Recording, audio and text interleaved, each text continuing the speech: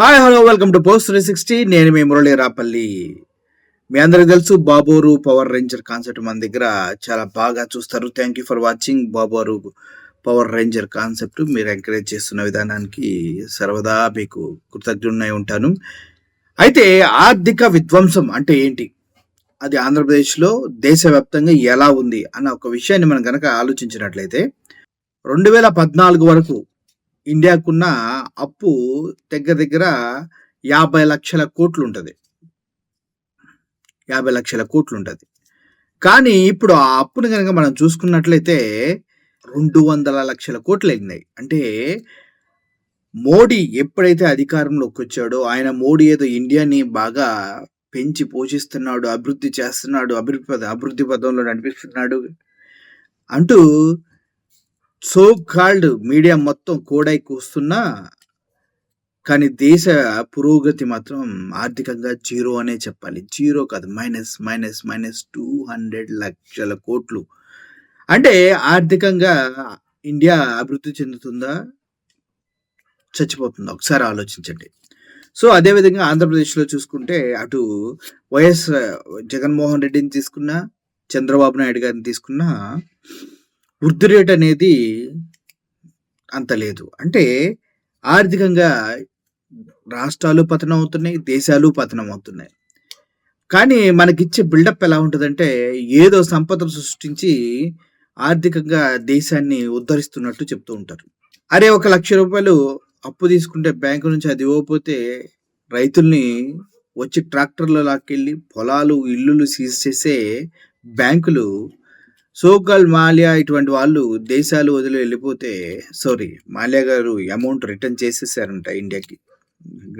Hats off to you Mallya గారు.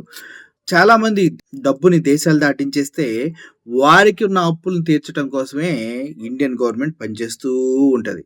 So ఓవరాల్గా మనం చూసుకున్నట్లయితే ఆర్థికంగా భారతదేశ పరిస్థితి -200 లక్షల కోట్లు అనమాట. సో ఒక విధంగా చెప్పాలంటే ఆర్థికంగా మనం దిగజారిపోయి ఉన్నాం. ఈ విషయాన్నే మా బుడ్డోడిని ఎవరో అడిగారు. తన వర్షంలో తను చెప్తున్నాడు, ఒకసారి వినండి. అందరూ నమస్కారం అండి. నేనండి మీ జమ్మల మడుగు జవాబులు జాలరెడ్డిని మాట్లాడుతున్నాండి. మరి మనకి ఈ రోజు వచ్చిన క్వశ్చన్ ఏంటంటే ఆర్థిక విధ్వంసం అంటే ఏంటి? అజ్జ బాబోయ్, మంచి ప్రశ్న అడిగారు, చెప్తా ఇనుకోండి. మరి ముందుగా ఆర్థిక విధ్వంసం డెఫినేషన్ ఏంటంటే మన రాష్ట్ర గ్రోత్ రేట్ కన్నా మనం తీసుకున్న అప్పుల వడ్డీ గ్రోత్ రేట్ ఎక్కువ ఉంటే దాన్నే ఆర్థిక విధ్వంసం అంటారండి. ఇక మన జగనన్న హయాంలో తీసుకున్న అప్పుల వడ్డీల గ్రోత్ రేటు 13.92% ఉంటే రాష్ట్రం గ్రోత్ రేటు 10.23% ఉందండి. అంటే మన బాబోరు చెప్పినట్టు జగనన్న ఆర్థిక విధ్వంసం చేశాడనేది నిజమేనండి. ఇక ఈ లెక్కన పైన మెట్రిక్స్ చూసుకుంటే మన మోడీ గారు మన దేశం కోసం చేసిన అప్పుల వడ్డీ గ్రోత్ రేటు 12.80% ఉంటే మన దేశం గ్రోత్ రేటు మాత్రం 9.34% ఉందండి. అంటే నిత్యం మన బాబోరు పొగిడే మోడీ గారు కూడా ఈ దేశంలో ఆర్థిక విధ్వంసం సృష్టించారని మన బాబోరు చెప్పకనే చెప్పారండి. ఇక 1,000 అవతల వాళ్ళ వైపు చూపిస్తే 4,000 తమ వైపు చూపిస్తారనే సామెత ఉంది కదండి. మరి అందరు లెక్కలు చూసినప్పుడు బాబోరు లెక్కలు కూడా చూడాలి కదా. ఇక మన బాబు గారి హయాంలో చూసుకుంటే చేసిన అప్పుల వడ్డీ గ్రోత్ రేటు 15.43% ఉంటే రాష్ట్రం గ్రోత్ రేటు మాత్రం 13.46% ఉందండి. ఇక తమరు కూడా అదే బాపతి కదా. ఇక పాయింట్ కు వస్తే ఆర్థిక విధ్వంసం జరిగిందన్న జగనన్న హయాంలో ఎప్పుడు లేని విధంగా వెల్ఫేర్ స్కీములు, నాడు నేడ్లు, పోర్ట్లు, ఫిషింగ్ హార్బర్లు, మెడికల్ కాలేజీలు, విలేజ్ క్లినిక్లు, సచివాలయాలు, గ్రీన్ కో ఉద్యానం ప్రాజెక్టులు, ఇవన్నీ కాక కరోనా అనే ఒక మహమ్మారి బోనస్ అండి. ఇలా చెప్పుకుంటా పోతే చాలానే ఉన్నాయండి. ఇక ప్రజలకి ఇన్ని చేసిన జగనన్న ప్రభుత్వాన్ని ఆర్థిక విధ్వంసం అంటుంటే ఇక ఇలాంటివి ఏవీ చెయ్యని గత బాబు గారి ప్రభుత్వాన్ని ఏమనాలో అర్థం కావట్లేదండి బాబు. మీకేమైనా తెలిస్తే కామెంట్స్ లో మెన్షన్ చేయండి. ఇక ఇప్పుడు ఆర్థిక విధ్వంసం అంటే ఏంటో, అది ఎవరి హయాంలో జరిగిందో మీకు అవగాహన వచ్చినట్టే కదండి. ఉంటాండి మరి. ఇలా ఆర్థిక విధ్వంసకారులందరినీ విజనరీస్గా, గొప్ప వ్యక్తులుగా పొగడటానికి, వారిని అలా ప్రొజెక్ట్ చేయడానికి గల కారణం ఏంటంటే అది మనుషులు కాదు చేస్తుంది.